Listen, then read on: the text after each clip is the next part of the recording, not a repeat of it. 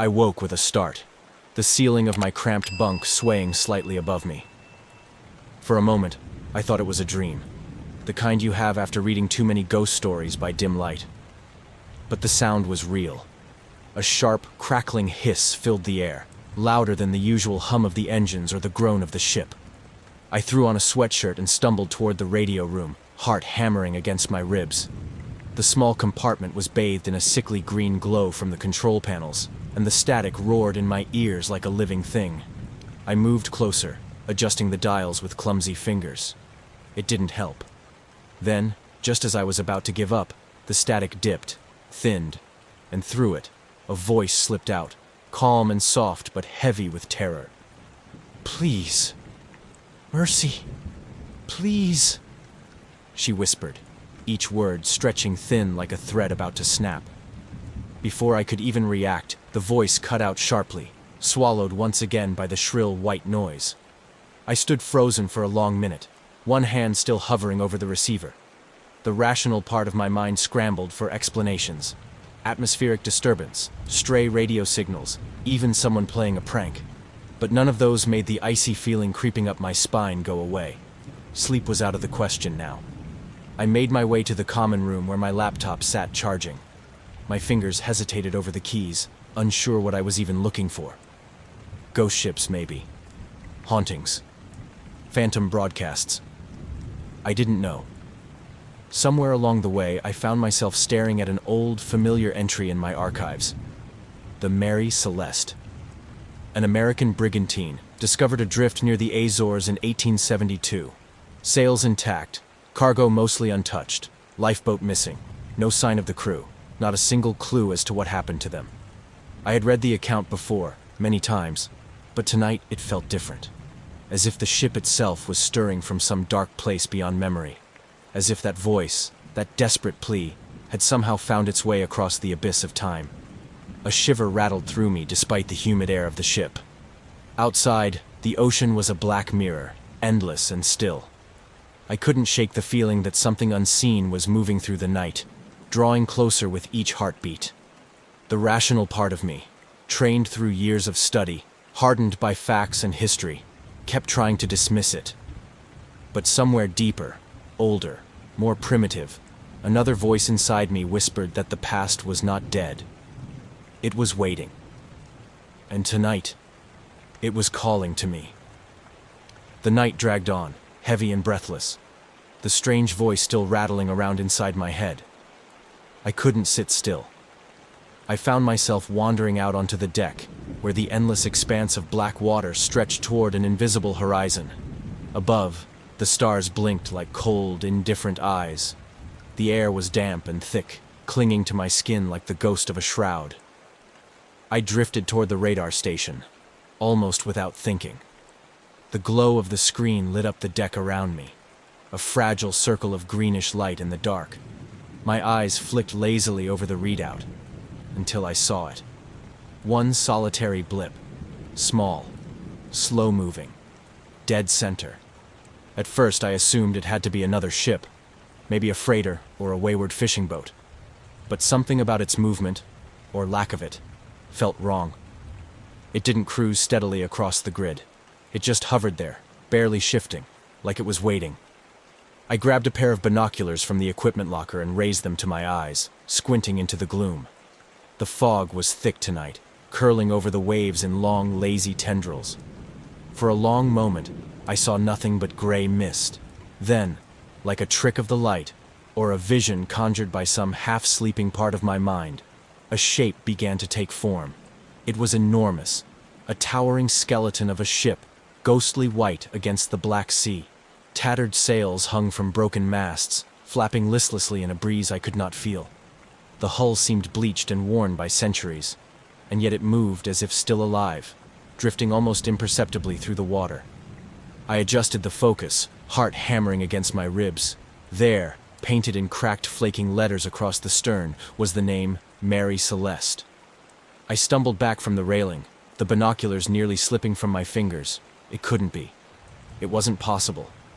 The Mary Celeste was a legend, a ghost story whispered by sailors to pass the time. a piece of history sealed away in dusty archives and forgotten books.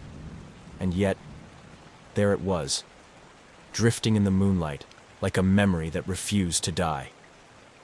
I rushed to wake the others. They grumbled and cursed at first, but the look on my face must have said enough. One by one, they gathered at the railing, passing the binoculars between them, their expressions hardening from irritation to unease. "What the hell is that?" someone muttered. I think we have to check it out," I said, the words surprising even myself.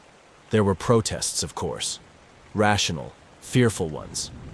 But something deeper pulled at me, a need I couldn't explain. It was as if the ship itself had reached across the water and wrapped invisible fingers around my mind, tugging me toward it. In the end, curiosity won out over fear. It always does. We lowered the dinghy into the inky water, the small motor coughing to life with a shudder. As we puttered away from the safety of our vessel, the ocean around us grew unnaturally still, like a vast black lake, and the fog closed in tighter. The Mary Celeste loomed ahead, a broken monument against the stars, and as we drew closer, I couldn't help but feel we were not the ones approaching her. She was the one waiting for us. The engine of the dinghy coughed and sputtered as we pulled away from the safety of our ship, the small craft bobbing on the black, glassy water. No one spoke. The only sounds were the hollow slap of the waves against the hull and the low, anxious hum of the outboard motor. Above us, the stars seemed to draw back, leaving only the low-hanging fog and the yawning darkness. I sat at the bow, gripping the sides of the dinghy tighter than I cared to admit. Each breath I took felt damp, heavy, as if the air itself resisted being drawn into my lungs. The cold gnawed its way through my jacket and into my bones, unnatural and biting. The closer we got, the more the water seemed to lose its life. There were no fish breaking the surface, no gulls crying overhead. The ocean had become a silent, endless void. The ship loomed ahead, a monstrous silhouette against the gray mist. Its masts jutted into the sky like broken fingers, the tattered sails limp and dripping with moisture. The hull, weathered and bleached, was streaked with the dark scars of time. From here, the Mary Celeste looked less like a vessel and more like the skeleton of a beast long dead and dragged back into the world by some cruel force. We killed the motor a few yards out, letting the dinghy drift the last few feet. The water here was utterly still, and the silence was a thing we could feel pressing down on us. Our small boat bumped softly against the side of the brigantine. A hollow thud echoed in the mist, and I thought I saw one of my crewmates flinch. I couldn't blame him. My own heart was thudding so loudly in my chest I was sure the others could hear it. We tied off the dinghy and hoisted ourselves up with lines that hung limply over the side, remnants of the ship's once living crew. The wood was slick under my boots, and the deck groaned beneath our weight as if resenting our presence. Every step sounded impossibly loud, a harsh intrusion on the dead calm. I looked around. No lights, no movement, no sign of life at all. The fog pressed close against the ship, muffling the world outside, cutting us off from everything familiar and safe. Up close, the Mary Celeste felt even more wrong, not simply abandoned, but emptied, like a shell that once held something alive. The others spread out cautiously, their flashlights throwing narrow, shaky beams into the mist. I stayed near the main mast, the ancient wood rough under my fingertips. It was colder here, and each breath steamed visibly in front of my face. In the stillness, I could almost hear the ship breathing, a slow, deep creak of the timbers shifting ever so slightly, as if it had a pulse of its own. Somewhere deep inside me, instinct screamed to get back to the dinghy, to leave whatever slept here undisturbed. But I swallowed the fear and stepped forward. We had crossed the phantom waters. There was no turning back now. The deck groaned beneath our boots, each creak slicing through the heavy, suffocating silence like a razor. We fanned out instinctively, our flashlights probing the mist that clung to the timbers like a second skin. Every few steps, I found myself glancing over my shoulder, half expecting to see someone, or something, watching from the shadows. But there was nothing. Just the empty, lifeless deck stretching out before us. I moved toward the main mast, passing remnants of another life. A mug, its contents long evaporated, lying shattered against the planks. A coil of rope abandoned mid-loop, stiff and fraying with age. Boots scattered carelessly near the rail, one still standing upright, as if the owner had just stepped out of them. It felt wrong. Not simply abandoned, but interrupted. As if whatever had happened here had struck without warning, tearing the crew away in an instant, and leaving their belongings behind to tell the story they could not. I bent down near the main hatch, my fingers brushing against something cold. It was a chair, overturned and broken at one leg, the wood splintered and sharp. Nearby, a small locket lay half opened, the faded image inside too water damaged to make out. I closed it gently and placed it back on the deck, feeling like an intruder disturbing a grave. Ahead, near what must have been the captain's quarters, a soft flicker caught my eye. I followed the beam of my flashlight to a desk bolted to the floor, a heavy, sea-worn thing of oak. And there, lying open as if left in mid-thought, was the captain's logbook. I moved closer, the others hesitating at the edges of the cabin as if sensing the threshold of something terrible. The last entry was dated 8 days earlier. The ink was smudged, the writing shaky and broken in places. I leaned in, straining to read it, but most of it was lost to time. Only fragments remained, haunting in their vagueness. Crew uneasy, strange lights at sea, voices at night. Lillian says she hears singing below deck. Must maintain order. The next line trailed off into a jagged smear of ink. After that, nothing. Only empty pages. I straightened, the logbook creaking closed under its own weight. The sensation of being watched grew heavier, like a hand pressing against the back of my neck. I turned quickly, flashlight slicing through the mist. Again, nothing. Only my own reflection staring back at me in a cracked, dust-coated mirror bolted to the wall. I swallowed hard, forcing myself to breathe. The others moved closer now, drawn by the oppressive stillness that seemed to seep from the very walls. None of us spoke. Words felt too fragile here, too small. The deck beneath our feet shifted slightly, the wood moaning with the movement of the sea. It sounded almost deliberate, like a long, low sigh. I exchanged a glance with the others. Their faces were pale, eyes wide and darting, reflecting the unspoken thought we all shared. We were not alone. Not here. Not anymore. For a long moment, none of us spoke. The deck around us heaved gently with the swell of the sea, but it wasn't the ship's natural creaks and groans that set our teeth on edge. It was the sensation of unseen eyes following our every move. The oppressive silence wrapped itself tighter with each passing second. I hesitated at the open hatch leading below deck, the darkness yawning like a mouth waiting to swallow us whole. I told myself it was foolish, reckless even, to go down there. But curiosity, that same cruel, relentless force that had brought us this far, overruled reason. Without a word, I switched on my flashlight and began the slow descent. The air grew colder with each step, thick with a musty dampness that tasted like rot and salt. The wooden stairs groaned underfoot, and every sound seemed amplified in the gloom. The others followed reluctantly, their beams of light cutting trembling paths through the darkness. We reached the lower deck, and the smell hit us first, a stale, briny stench that spoke of years abandoned to the elements. I swung my light across the narrow passageway.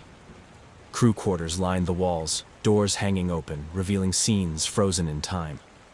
Personal belongings littered the rooms.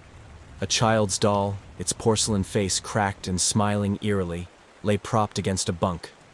Clothes were still neatly folded at the foot of some beds. A journal sat open on a small table, its ink smeared into illegible stains by the damp. There was no sign of struggle, no hint of where the crew might have gone, only an overwhelming sense of something missing, something ripped away. I stepped into one of the cabins, my heart pounding against my ribs, and immediately felt it. A low, almost imperceptible hum, vibrating through the floorboards and into my bones. At first, I thought it was the ship settling, but then I heard it with my ears, not just my body. a soft, melodic humming. It was coming from deeper below. I turned, catching the eye of one of my crewmates. His face was pale, his flashlight trembling in his hand. He had heard it too. The humming grew clearer, resolving into a slow, haunting lullaby. The kind a mother might sing to a restless child. The melody was unfamiliar, and yet it carried a strange, aching sorrow that pierced straight through the chest. I swallowed the rising knot of fear and motioned for us to move forward. Against better judgment, against the screaming instinct to flee, we pressed deeper into the ship's bowels. The corridor narrowed, the walls closing in around us. Our flashlights flickered as if protesting the darkness that pressed against them, trying to snuff them out.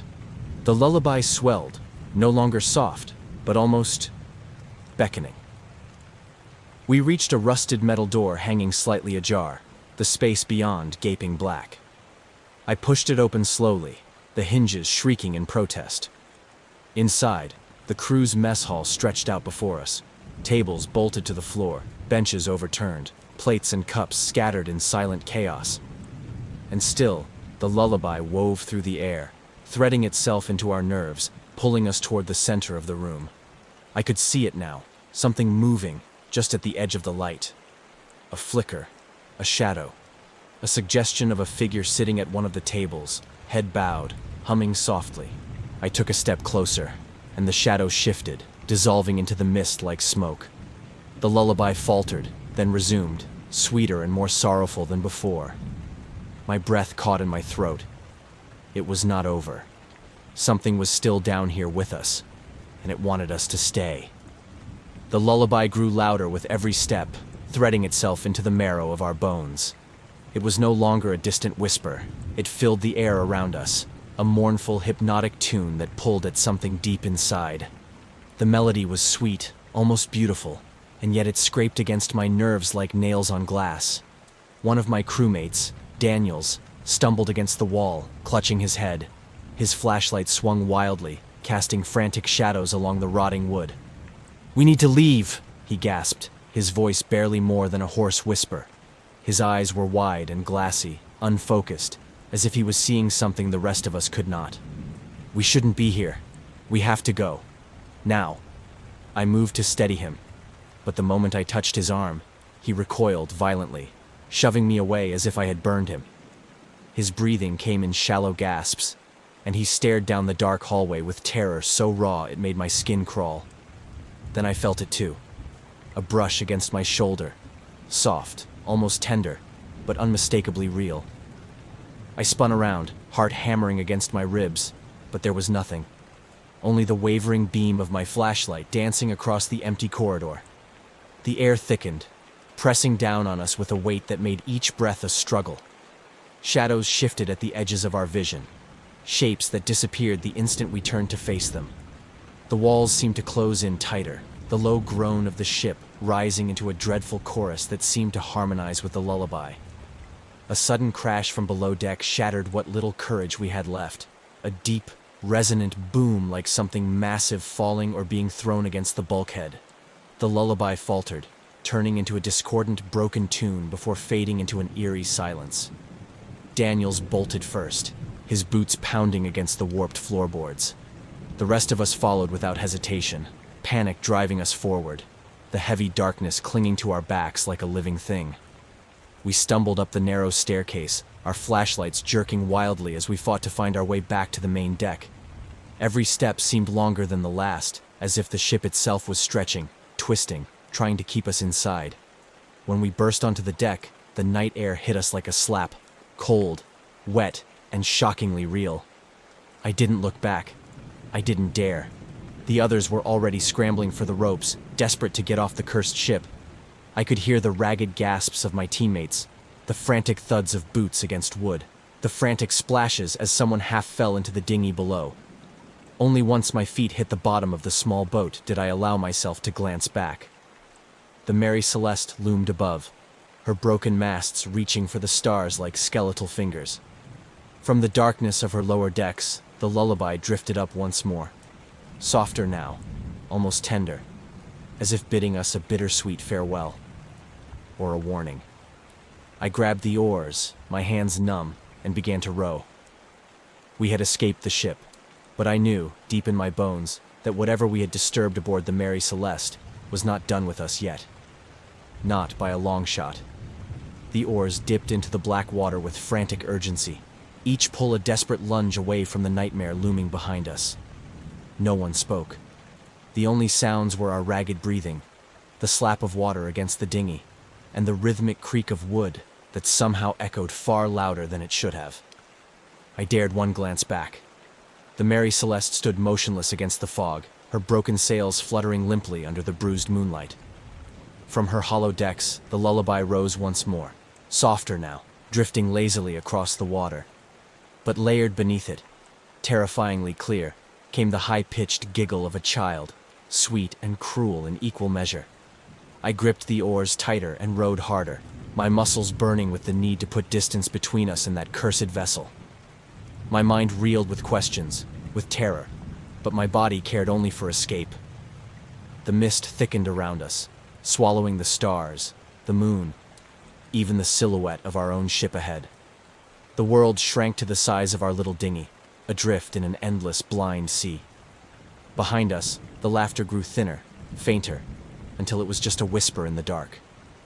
And when I looked back again, the Mary Celeste was gone, not drifting away, not swallowed by the fog, gone, as if she had never been there at all. We rowed in desperate silence until the familiar bulk of our research vessel finally loomed out of the mist, a towering refuge in a world gone mad. Rough hands pulled us aboard, our fellow crewmates shouting questions we barely heard. We collapsed onto the deck, soaked, shaking, and silent. I lay there for a long moment, staring up at the swirling fog above. The weight of what we had seen, or thought we had seen, pressed against my chest like a stone. I could still hear the lullaby, faint and insistent, curling in the corners of my mind. Eventually, we gathered inside, the radio room humming quietly with static once more. No one spoke about what had happened. No one had to. It was written plainly across every pale, haunted face. The Mary Celeste had reached out from her grave across the abyss of time, and we had answered. I knew, with a certainty that chilled me deeper than any ocean wind, that some doors, once opened, do not close again. Outside, the fog wrapped itself tighter around our ship, and somewhere in the distance, too far, yet too close, I thought I heard a child laughing, carried across the endless dark water. And in the heart of that laugh, I knew one thing with terrifying clarity. She was still out there, waiting.